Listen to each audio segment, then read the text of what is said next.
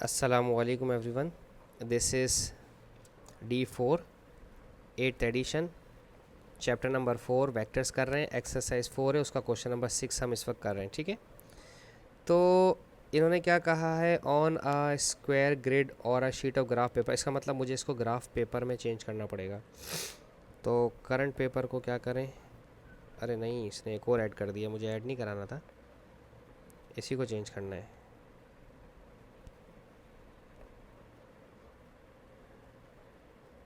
Page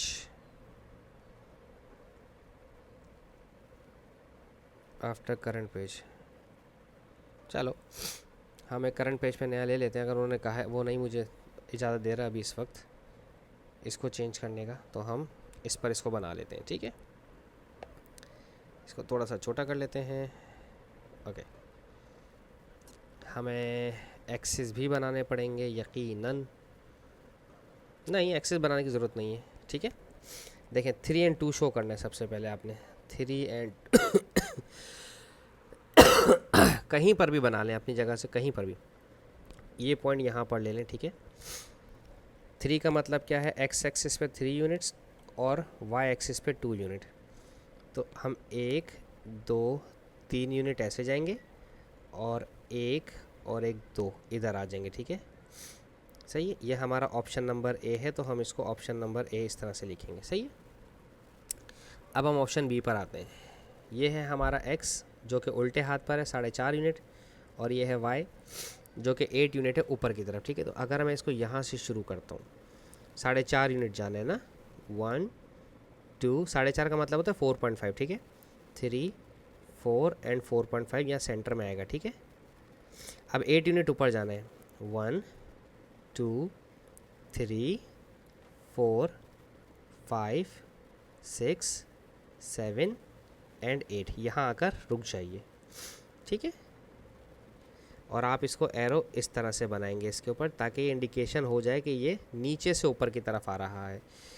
और ये है हमारा ऑप्शन नंबर बी। आप चाहें तो इसके ऊपर लिख लें -4.5 जो इंडिकेट करेगा लेफ़्ट हैंड पर, और 8 जो वाई का है वो इंडिकेट करेगा कि ये ऊपर की तरफ जा रहा है। अब हम बात करते हैं अपने ऑप्शन नंबर सी की। ठीक है, ये हमारा एक्स एक्सिस है जो कि लेफ़्ट हैंड पर जा रहा है, और ये वाई एक्सिस है जो कि ऊपर की तरफ जा रहा है। हम इसको यहाँ से बनाते हैं। ठीक है, लेफ़्ट हैंड पे 5 यूनिट्स, 1 2 3 4 एंड 5। अब 7 यूनिट ऊपर, 1 2 3 4 5 6 एंड 7, यहाँ आकर रुक जाऊँगा मैं। ठीक है, और ये भी नीचे से ऊपर की तरफ आ रहा है, इसलिए मुझे इसमें इसको इसी तरह से शो करना पड़ेगा, इंडिकेट करना पड़ेगा। ठीक है, ये हमारा ऑप्शन नंबर सी है जिसकी वैल्यू है -5 एंड 7। ठीक है, कहीं पर भी आप बना सकते हैं, ज़रूरी नहीं है, हार्ड एंड फास्ट रूल नहीं है आपके पास। अब हम आते हैं डी पर। 0 का मतलब क्या है, एक्स 0 का होने का मतलब क्या होता है कि ये वर्टिकल लाइन है। सही है। अब ये हमारा वाई है जो कि नीचे की तरफ है, नेगेटिव शो कर रहा है, तो मैं यहाँ बना दें इसको 2.5। ठीक है, यहाँ से शुरू करते हैं, 1 2 एंड हाफ, मैं यहाँ आकर रुक जाऊँगा। ठीक है, और ये डिनोट करूँगा नीचे की तरफ को कि ये नीचे आ रहा है। ये है मेरा ऑप्शन नंबर डी, और इसकी जो वैल्यूज़ हैं वो है एक्स का 0 और -2 होल 1/2। 1/2 0.5 होता है ना, हाँ बस कभी कभार डेसिमल में गड़बड़ हो जाती है हमसे। अच्छा, अब हम देखते हैं ई पार्ट। नेगेटिव ऑफ 6 का मतलब क्या है कि ये x = -6 लीजिएगा, और ये -1 का मतलब क्या है, y = +1 लीजिएगा। ठीक है, तो उल्टे हाथ पे 6 यूनिट हम यहाँ से लेते हैं इसको। ठीक है, -1 -2 -3 -4 -5 -6 और 1 यूनिट यहाँ ऐसे ऊपर। ठीक है, ये आ गया हमारा ऑप्शन नंबर ई, जिसमें हमने लिखा हुआ है -6, सॉरी इसको यूँ लिखिएगा, माइनस बाहर लिखिएगा, 6 और -1 अंदर लिखिएगा। ठीक है, क्योंकि उसने नेगेटिव ऑफ 6 एंड -1 बोला है ना, तो जो उसने बोला है हम उसी चीज़ को फॉलो करेंगे। सही है। अच्छा, अब हमारे पास है नेगेटिव ऑफ -3, तो x हमारा -3 से +3 हो जाएगा, और y हमारा 0 रहेगा। और y जब भी 0 होता है तो इसका मतलब क्या है कि ये हॉरिजॉन्टल लाइन होती है। ठीक है, ये तो मैंने आपको पहले भी बताया है, दोबारा बता रहा हूँ। और पॉजिटिव 3 का मतलब है यहाँ से लीजिएगा 1 2 और 3 यहाँ तक, ठीक है। अच्छा, इस वाले का एरो मैंने आपको बताया नहीं, ई वाले का, सॉरी माय मिस्टेक। ई वाले का एरो यूँ आ रहा है, ठीक है, -6 और ऊपर को 1। ये एरो बनाने बहुत ज़रूरी है, वरना सवाल पूरा ख़राब हो जाएगा, गलत हो जाएगा, नहीं होगा, एक्सेप्ट नहीं होगा वो, ठीक है।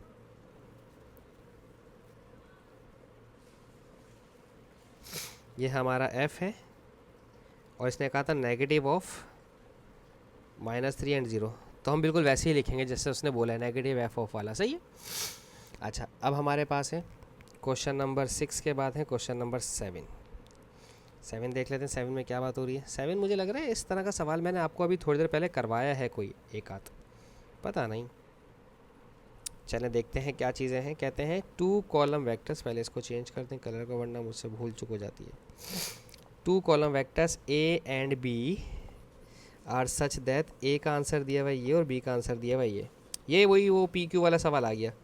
If A is equals to B, अगर A वेक्टर बराबर है B वेक्टर के, तो हमें x और y की वैल्यू निकालें। हो सकता है साइमल्टेनियसली की ज़रूरत पड़ जाए मुझे यहाँ पर। x minus 3 and 2 minus y is equals to 5 minus x and y minus 9, ठीक है। तो क्या बताया था मैंने आपको, x कॉम्पोनेंट के इक्वल होगा, y कॉम्पोनेंट के। तो हम पहले x कॉम्पोनेंट उठा लेते हैं। ये है लेफ्ट हैंड वाला x माइनस 3, राइट हैंड वाला 5 माइनस एक्स को वहाँ भेजें, 3 को वहाँ भेजें। माइनस एक्स यहाँ आकर प्लस एक्स हो जाएगा, -3 वहाँ जाकर +3 हो जाएगा। x plus x 2x, 5 plus 3 8, 2 1 ज़ा 2, 2 4 ज़ा 8, x का आंसर 4 आ गया। अब हम y कॉम्पोनेंट चेक कर लेते हैं। उसने y कॉम्पोनेंट की भी बात की है। y कॉम्पोनेंट है 2 minus y is equals to y minus 9, ठीक है। इस y को यहाँ भेजें, 2 को वहाँ भेजें। यहाँ पर -y ऑलरेडी था, ये वाला y भी आकर माइनस का y हो जाएगा। 2 वहाँ जाकर माइनस कर हो जाएगा, माइनस माइनस प्लस माइनस का 2y, minus minus plus minus का 11, माइनस को माइनस से काट दें तो y को यहाँ रोकें, 2 को वहाँ भेज के डिवाइड करवा दें, तो ये आंसर हो जाएगा 10 होल 1/2। और मैंने होल में लिखना आपको अभी थोड़ी देर पहले भी सिखाया था। अच्छा, अब आगे क्या कहते हैं, right down the negative of A as a column vector. अच्छा, हमारे पास x और y के आंसर आ चुके हैं ना, तो अब मुझे इसका मतलब ये है कि इसको प्रॉपर तरीके से लिखना पड़ेगा, ठीक है। तो अगर मैं बात करता हूँ A की, A है हमारे पास, अच्छा ये नहीं आएगा, सिर्फ ये आएगा A। x की जगह लिखेंगे 4 माइनस 3, 2 माइनस y की जगह लिखेंगे 10.5, तो ये क्या बन जाएगा, 4 में से 3 गया तो बचा 1 और 2 में से 10.5 गया तो बचा, अल्लाह भला करे कितना बचेगा, 8.5।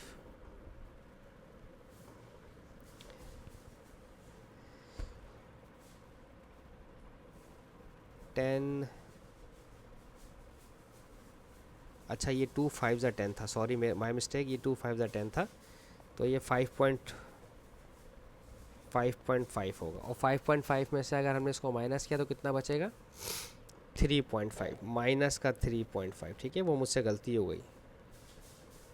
अच्छा, अब y की बात करते हैं। अच्छा, उन्होंने b ए ही बोले, बस b को नहीं बोला उन्होंने। अच्छा, कहते हैं शो दैट a का मैग्नीट्यूड और b का मैग्नीट्यूड बराबर हो के ये आ जाएगा, तो b तो निकालना पड़ेगा ना पहले। अगर उन्होंने बोला नहीं है b का, तो फिर भी b मुझे सॉल्व करना पड़ेगा, ये मजबूरी है, ठीक है। Right down the negative of a, तो अगर हमारे पास a है और इसको माइनस करेंगे तो इसके वाले आंसर भी नेगेटिव हो जाएगा, 1 का नेगेटिव और नेगेटिव 3.5 प्लस का 3.5 हो जाएगा, ठीक है। ये इन्होंने हमें कहा है कि इसको चेंज करें, तो हमने चेंज कर दिया, नेगेटिव ऑफ ए, ये पार्ट बी में कर दिया हमने, सही है। अब वो कहते हैं show that magnitude of a और magnitude of b is equals to this value, तो हमें ए मैग्नीट्यूड और बी का मैग्नीट्यूड निकालना है। तो पहले तो बी का मैग्नीट्यूड आपको पता होना चाहिए कि पहले बी का मैग्नीट्यूड निकालें, बी है क्या, पहले बी की वैल्यू निकालें। बी हमारे पास है 5 माइनस एक्स, तो 5 माइनस एक्स का मतलब 4, y है मेरा 5.5, 5.5 में से 9 माइनस करेंगे, 5 में से 4 गया तो बचा 1, और 5.5 में से 9, मेरा माइनस आपको पता है ख़राब है तो मुझे मजबूरन यहाँ सॉल्व करना पड़ेगा। माइनस का 3.5, माइनस का 3.5। जब ये दोनों वेक्टर सेम आ रहे हैं तो इनके आंसर्स भी सेम ही आएंगे, देखें ना। और वो उसने पहले भी कहा था कि वेक्टर ए और वेक्टर बी के बराबर मुझे करने की ज़रूरत ही नहीं थी, वो पहले ही बोल दिया था उन्होंने। मैं भी फिर भी अब मैं खुद को तो कुछ नहीं कह सकता। अच्छा, मुझे इसका वो निकालना है मैग्नीट्यूड, वेक्टर ए का मैग्नीट्यूड निकालते हैं, या बी का निकालो, एक ही बात है, ठीक है, कोई टेंशन की बात नहीं है। एक्स का स्क्वायर प्लस वाई का स्क्वायर, एक्स आपके पास कितना है 1, तो 1 का स्क्वायर 1 रहेगा, प्लस माइनस का 3.5 का स्क्वायर, 1 का स्क्वायर 1 रहेगा, प्लस 3.5 का स्क्वायर चेक कर लेते हैं। इस आंसर का अगर मैं स्क्वायर निकालता हूँ तो वो आ रहा है 12.25, तो ये आ जाएगा 12.25, और 12.25 में 1 प्लस किया तो ये हो जाएगा 13.25। अब आपको इसका रूट लेना है, रूट ले लीजिए। अरे नहीं, उन्होंने क्या कहा था, फ्रैक्शन में आना चाहिए, 53/4 चेक करते हैं ना। अगर मैं इसमें इसी आंसर में +1 करता हूँ, ओह 53/4 नहीं आ रहा, आना चाहिए था। हमारे पास आंसर आ रहा था, कितना आ रहा है हमारे पास आंसर 13.25। देखते हैं 13.25 का फ्रैक्शन क्या बनता है। 13.25 का फ्रैक्शन बनता है 53/4, बन तो रहा है, ये रहा सही है, तो बन तो रहा है 53/4, सही है। 13.25 53/4 ही है। अब कोई बोलेगा सर ये तो आपने कैलकुलेटर से कर लिया, अगर हमें कैलकुलेटर मना कर दे टीचर तो हम क्या करेंगे, उसका तरीका मैं आपको बता देता हूँ, इस स्टेप से समझाता हूँ। 1 का स्क्वायर 1 प्लस ये 3.5 जो था हमारा, ये है 3.5 होगा, अल्लाह भला करे आपका 35/10, 5 7 35, 5 2 10, 7/2। तो 7/2 का जब आप स्क्वायर लेंगे तो वो बनेगा 7 7 49, 2 2 4, 4 को 1 से मल्टीप्लाई किया 4, 4 को प्लस किया 49 में 53, 53/4। सही है भाई, आ गया वही आंसर जो उन्होंने मांगा था, ठीक है। अच्छा, अब पार्ट 2 में क्या कहते हैं, if a magnitude is equals to b magnitude express y in terms of x. Okay okay, express y in terms of x, explain why a might not be equal to B.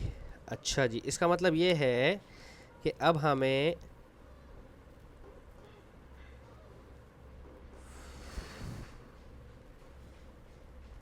इसमें ये सारी values put नहीं करनी है, ठीक है, इसको हटा देते हैं क्योंकि अब इसमें हमें वैल्यूज़ पुट नहीं करनी है। जितना कुछ हमने किया हुआ था वो हटा देते हैं। अब सीधा सीधा सवाल शुरू होगा इस तरह से, ठीक है। हम कर रहे हैं पार्ट 2 और उसका a part, magnitude of a is equals to magnitude of b, ठीक है। तो ये हमारा एक्स कंपोनेंट है, ये तो बहुत बड़ा हो जाएगा। ओके, एक्स माइनस 3 का स्क्वायर, क्योंकि एक्स कंपोनेंट का स्क्वायर प्लस वाई कंपोनेंट का स्क्वायर, ठीक है। X square plus y square होता है ना स्क्वायर रूट के अंदर, इधर भी, और बी के लिए भी x square plus y square, 5 minus x का स्क्वायर प्लस वाई माइनस 9 का स्क्वायर। तो हम इसको यहाँ से नीचे ड्रैग डाउन कर लेते हैं क्योंकि मुझे जगह चाहिए ज़रा ज़्यादा।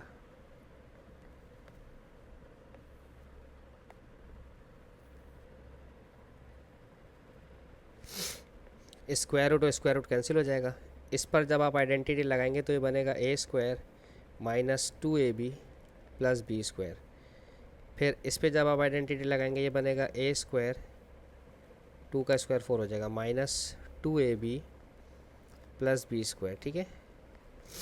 अब इस पर आप स्क्वायर का फार्मूला लगाएं, a square minus 2ab plus b square. इस पर स्क्वायर का फार्मूला लगाएं, a square minus 2ab plus b square. आप देखें ना, फार्मूला तो आपको आता ही होगा लगाना ऑब्वियसली हर बच्चे को। एक्स स्क्वायर कटा एक्स स्क्वायर से, वाई स्क्वायर कैंसिल हो जाएगा वाई स्क्वायर से। हमें करना है क्या है, एक्सप्रेस वाई, वाई को अकेला रखना है उल्टे हाथ पे, ठीक है जी। तो 18y को वहाँ लेके जाएं। पहले काम करते हैं इसको, माइनस 6x माइनस 4y, 9 + 4 13, इसको ऐसे सॉल्व कर लें। 25 और 81 प्लस हो गया कितना हो जाएगा, 8 और 2 10, 5 और 1 6, माइनस 10x माइनस का 18y। इस 18y को यहाँ लाएं, इन दोनों को यहाँ से हटा दें।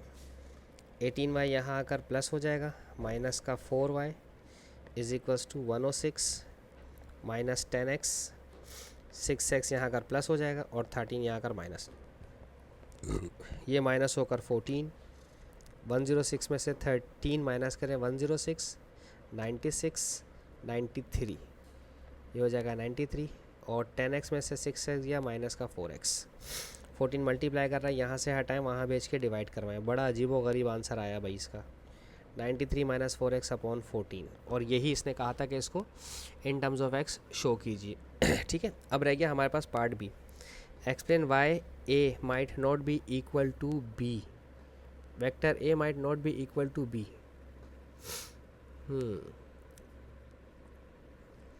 वैसे तो अगर हम मैग्नीट्यूड निकालें तो मैग्नीट्यूड तो हमारा सेम ही आता है, सही है।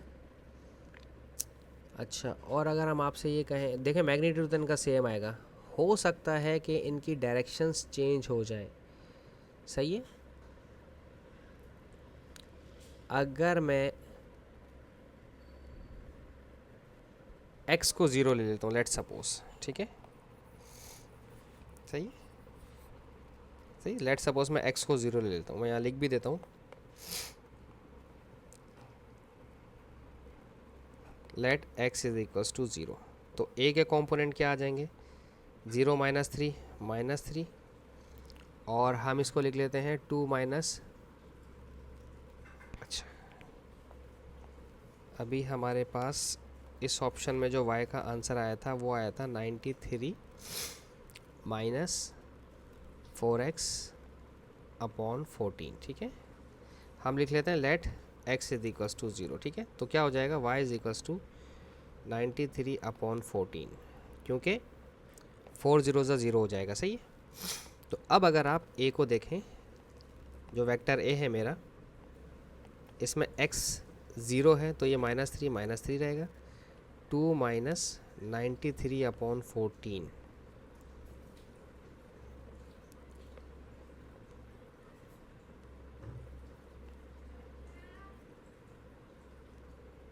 सही है। अब b को भी सॉल्व कर लें, 5 माइनस एक्स का मतलब क्या है, 5 माइनस 0 5, और y का मतलब क्या है 93 अपॉन 14 माइनस 9, ठीक है। इन्हें सॉल्व कर लेते हैं, 2 माइनस 93 अपॉन 14, 2 माइनस 93 अपॉन 14 का आंसर क्या आ रहा है, -65 एंड 14,